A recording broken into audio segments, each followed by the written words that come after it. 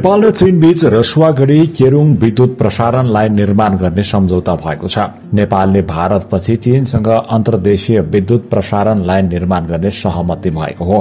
प्रधानमन्त्री पुष्पकमल दाहाल प्रचण्डको चीन भ्रमणका क्रममा 220 केबी प्रसारण लाइन निर्माण गर्ने सहमति भएको हो।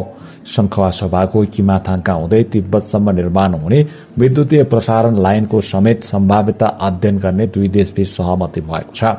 रसुवागढी केरुङ विद्युतीय प्रसारण लाइन चीन सरकारको अनुदानमा निर्माण गर्न सहमति भएको छ। सहमति अनुसार रसुवाको चिलिमेबाट तिब्बतको जिलोङसम्म 16 किलोमिटर लामो प्रसारण लाइन चीन सरकारले बनाइदिनेछ। नेपालले भारतपछि चीनसँग अन्तर्देशीय प्रसारण लाइन निर्माण गर्ने भएको हो।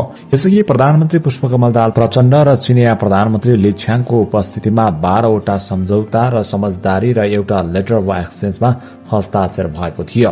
प्रधानमन्त्री दाहाल र चिनिया समकक्षी ली छ्याङ बीच चीनको ग्रेट हल अफ द पिपलमा भएको द्विपक्षीय औपचारिक वार्तापछि विभिन्न 12 वटा विषयमा सम्झौता, समझदारी पत्र तथा प्रोटोकलमा हस्ताक्षर भएको छ। शिक्षा, विज्ञान तथा प्रविधि मन्त्रालय र चीनको विज्ञान तथा प्रविधि मन्त्रालय बीच विज्ञान, प्रविधि र आविष्कारका विषयमा सम्झौता समेत भएको छ। नेपालबाट शिक्षा, विज्ञान तथा प्रविधि मन्त्रालयका सचिव सुरेश अधिकारी र चीनका समकक्षी बीच सम्झौता आदान प्रदान भएको हो। प्रकोप सम्बन्धी सामग्री तथा मानव स्रोत आदान प्रदान सम्बन्धी 2 वटा समझदारी पत्रमा समेत आदान प्रदान भएको छ। चीनका लागि नेपाली राजदूत विष्णु पुकार श्रेष्ठ र चिनिया सम्बन्धित अधिकारीहरूबीच पत्र आदान प्रदान भएको हो। सन् 2017मा तयार भएको नेपालको उत्तरी क्षेत्रका लागि उत्पादन तथा लिभिङ मेटेरियलको प्रमाण पत्र पनि हस्तान्तरण भएको छ। चीनको राष्ट्रिय विकास तथा सुधार आयोग तथा नेपालको राष्ट्रिय योजना आयोग बीच सहकार्य सम्बन्धी समझदारी पत्रमा हस्ताक्षर समेत भएको छ। समझदारी पत्र योजना आयोगका उपाध्यक्ष मीन बहादुर श्रेष्ठ र चीनिया अधिकारी बीच आदान प्रदान समेत भएको छ। चीनको राष्ट्रिय विकास तथा सुधार आयोग र नेपालको अर्थ मन्त्रालय बीच डिजिटल इकोनोमी सम्बन्धी सहकार्य अभिवृद्धिबारे समझदारी पत्रमा हस्ताक्षर भएको छ।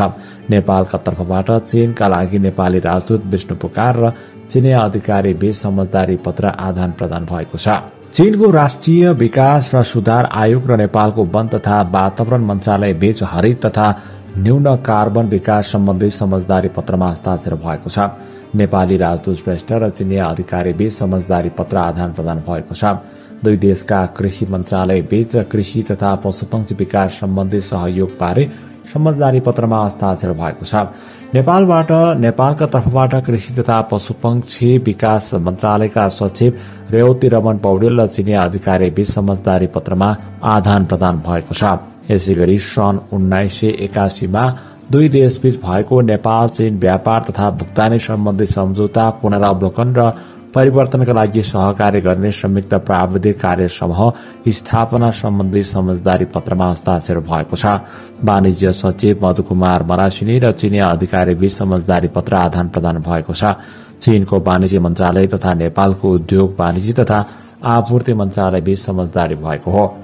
नेपालबाट चिनिया औषधिका लागि औषधिजन्य वनस्पतिका सामग्री चीन निकासी गर्न वनस्पतिको औषधीय तत्वको आवश्यकता सम्बन्धी प्रोटोकलमा समेत हस्ताक्षर भएको छ। कृषि सचिव रेवती रमन पौडेल र चिनिया अधिकारी बीच प्रोटोकल आदान प्रदान समेत भएको छ। यस सम्बन्धी चीनको भन्सार प्रशासन सम्बन्धी विभाग तथा नेपालको कृषि तथा पशुपक्षी विकास मन्त्रालय बीच सहकार्य हुनेछ। चीनको प्रेस तथा प्रकाशन सम्बन्धी राष्ट्रिय प्रसारण कार्यालय र नेपालको संस्कृति पर्यटन तथा नागरिक उड्डयन मन्त्रालय बीच क्लासिक प्रकाशन तथा अनुवाद सम्बन्धी समझदारी पत्र भएको छ। नेपालका तर्फबाट राजदूत विष्णु पुकार श्रेष्ठ र चिनिया अधिकारी बीच समझदारी पत्र आदान प्रदान भएको छ। हिल्सा सिमिकोट सड़क परियोजना निर्माण सम्बन्धी समझदारी पत्रमा हस्ताक्षर समेत भएको छ। यस्ता छन् सम्झौताहरू। चीनको राष्ट्रिय विकास तथा सुधार आयोग र नेपालको राष्ट्रिय आयोग बीच सहकार्यका लागि समझदारी पत्रमा हस्ताक्षर। त्यस्तै नेपाल र चीन सरकार बीच नेपालको उत्तरी पहाड़ी क्षेत्रका लागि उत्पादन र जीवनयापन सामग्रीहरू हस्तान्तरण।